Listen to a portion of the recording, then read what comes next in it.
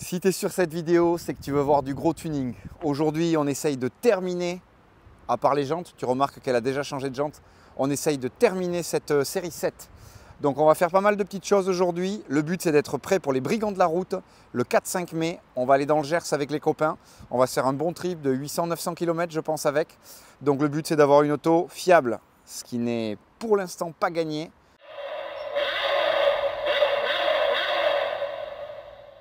Comme tu vas le voir, elle n'est plus sur les jantes démontables. Les 4 fuient, c'est une catastrophe.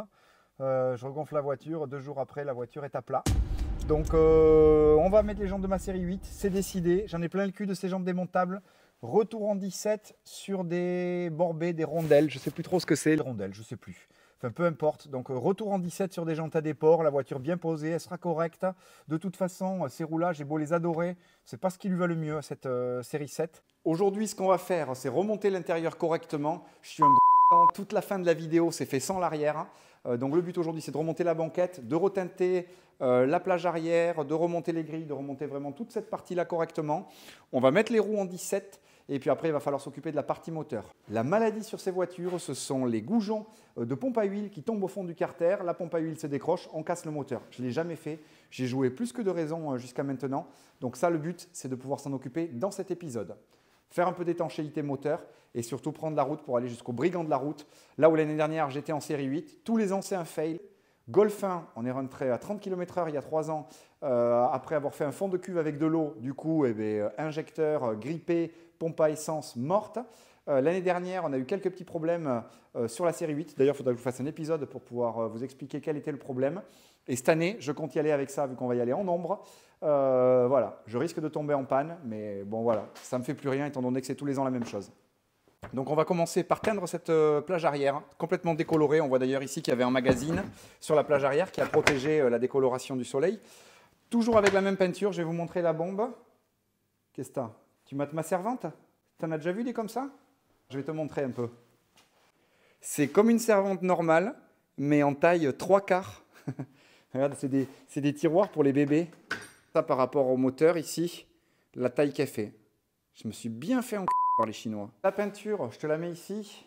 Colormatique, aérosol pour tapis de sol. Ça, c'est vraiment la Rolls. La plage arrière a été soufflée, dégraissée, évidemment.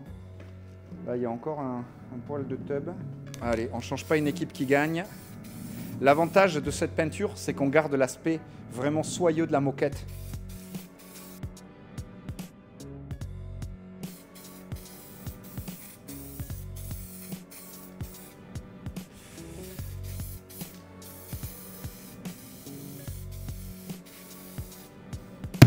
Bon, tu l'as compris, on change encore les jantes sur cette voiture.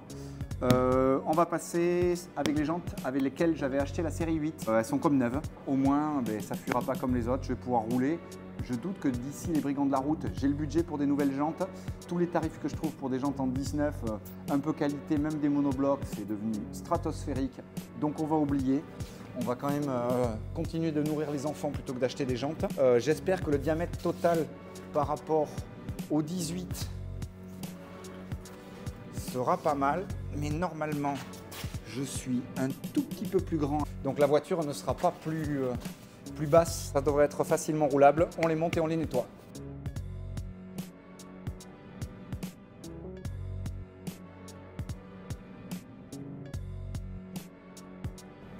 Voilà, tout beau, tout neuf. Allez, j'ai nettoyé toutes les grilles. Ah ouais, en fait, je suis un peu con. Et ça, c'est pas nouveau.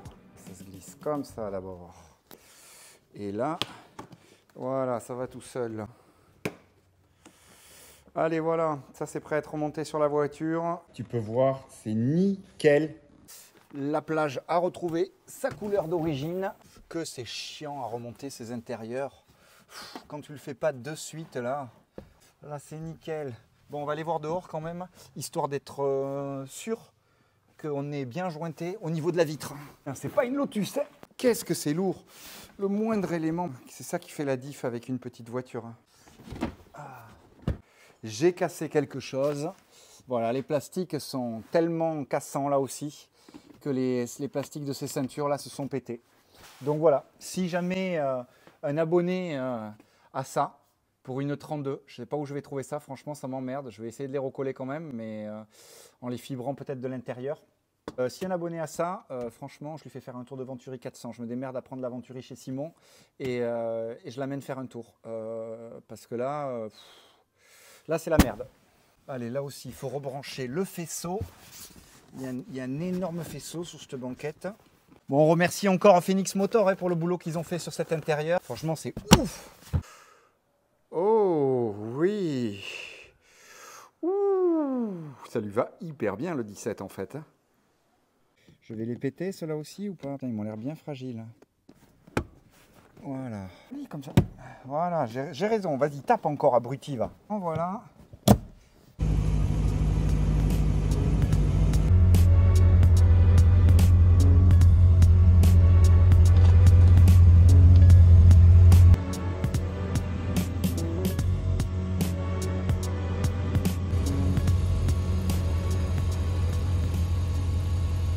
On est de retour chez Laurent, mais on va commencer par remercier Youngtimer Parts qui m'a envoyé toutes les pièces qu'il me manquait pour finir le projet. C'est pas une grosse multinationale, c'est quelqu'un de passionné, d'hyper pro. Et donc, eh bien, il m'a envoyé ce dont j'avais besoin. Mon joint de carter pour vérifier la pompe à huile. Mes bras à l'avant que je veux faire avant d'aller faire le parallélisme. Ils sont en bon état, mais mes cylindres blocs commencent à fissurer. Toutes les durites de frein, et Dieu sait qu'il y en a sur ce modèle. Entre les intermédiaires, voilà, les toutes petites comme ça. N'hésitez pas à aller faire un tour sur sa boutique Youngtimer Parts. Notamment, je l'avais utilisé déjà pour le Golf 1, pour tout ce qui est durite spécifique d'accumulateur de pompe à essence. C'est le moins cher du marché, cherchez pas ailleurs. Il est spécialisé en voiture allemande, de 70 à 2000. Voilà, le seul autocollant de la voiture. Ouh. On va faire une petite vidange pour commencer. Est-ce que je vais être bon? Regarde ça. Le mec prend un peu des risques, mais bon. Ouais, le mec va me pourrir ma caisse. Mais non, je vais rien te pourrir du tout. Regarde, c'est juste... Ça commence déjà. Mais non, c'est du talent, c'est rien d'autre. Mais oui, mais là je l'ai fait. Mais oui, mais elle n'était pas aussi haute. Ouais, mais je tiens plus debout dessous. J'ai mal au dos. J'ai réponse à tout, Laurent.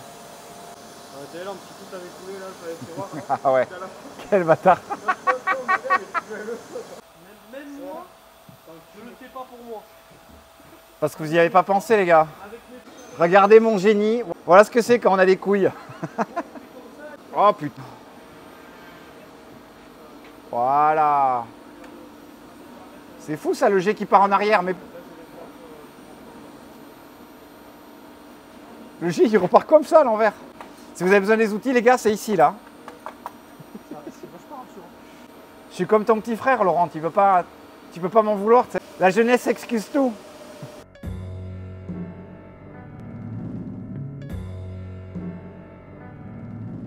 Et il était temps d'intervenir. Regardez ça. La vis de pompe à huile dans le carter. Donc il en restait que, je pense, 2. Et c'est celle-là qui s'est décrochée.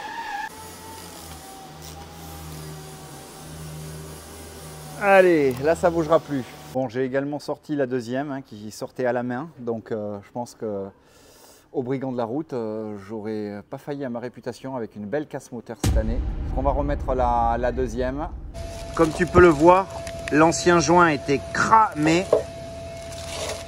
Je remercie Vivien encore. C'est vraiment très très cool. L'aide qu'il m'a apporté sur ce projet avec tous ces joints, les flexibles. Vraiment un grand merci, mec.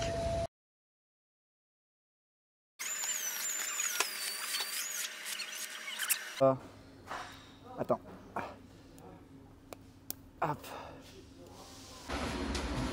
C'est le moment de monter nos nouveaux bras. Le problème, c'est qu'en fait, cette rotule, elle est dans un creux dans la fusée et en général, elle a tendance à rouiller, ce qui rend son extraction difficile.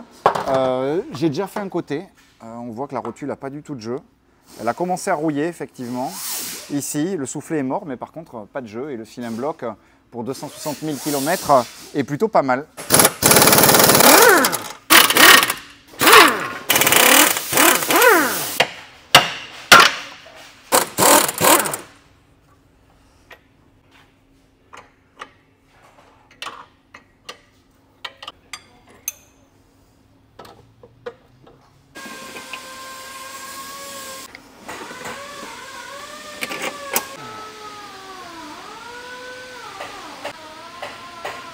les fusées sont remontées.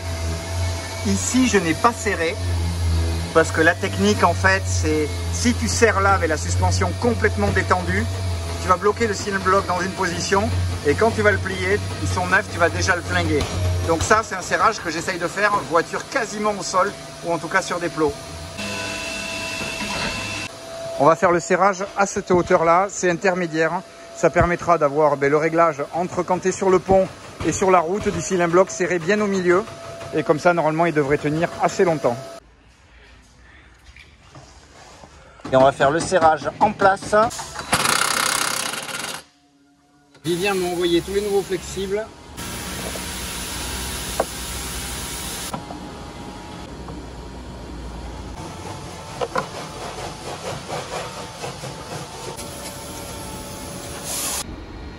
Un coup de seringue pour vider le bocal et j'enchaîne avec du DOT 4 neuf.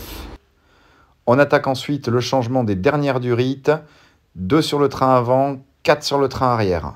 Et on va purger, mais avec une bonne technique de siège électrique, plus des bouts de bois. Et puis on va aller faire la purge de chaque côté. Ça freine très bien.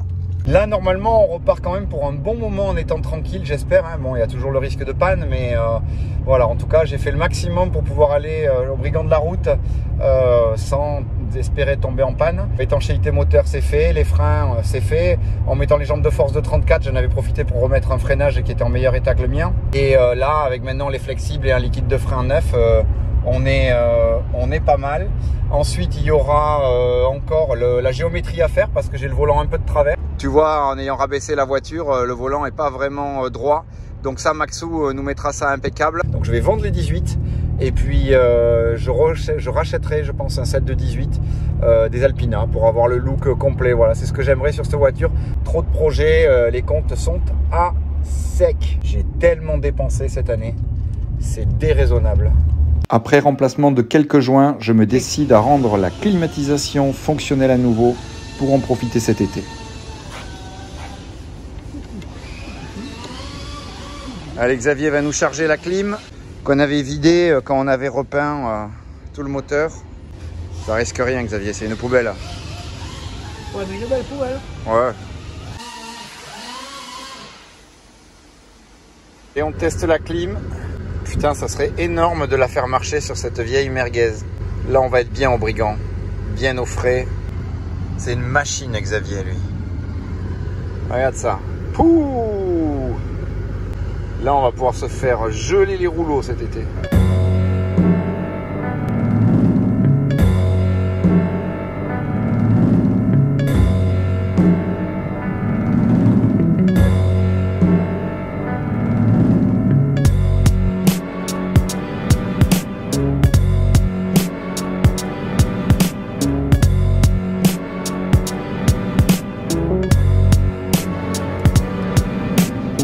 Tout marche.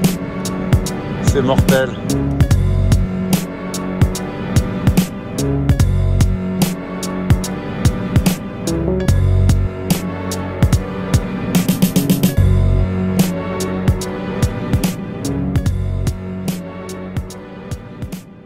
Franchement, c'est pas mal. 17, ça me semblait un peu petit, mais finalement, ça fit assez bien. Ça lui donne un bon look de caisse de voyou des années 90. Donc, je suis assez content. J'économise pour acheter les Alpina, tu l'as compris, je pense, depuis la dernière vidéo. Niveau moteur, le but a été de pouvoir réparer la clim pour les beaux jours. Donc ça, normalement, c'est bon.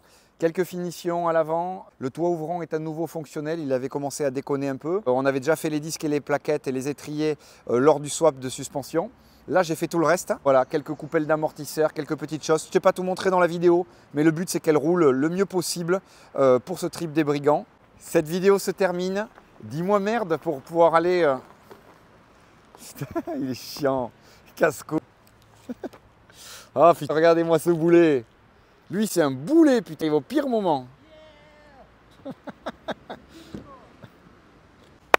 Bon, on s'arrête là pour aujourd'hui. J'espère que ça t'a plu. On se retrouve très vite. Je ferai une petite vidéo pour ce week-end au Brigand de la Route.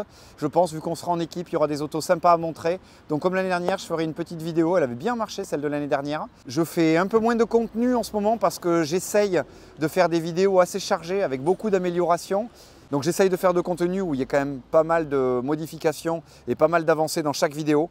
Donc j'en fais un petit peu moins, une vidéo par mois en ce moment, une vidéo toutes les 3 semaines. Mais voilà, j'ai beaucoup de choses qui arrivent. J'ai 3 mois de retard à peu près sur ce que je suis en train de faire. Gardez la pêche.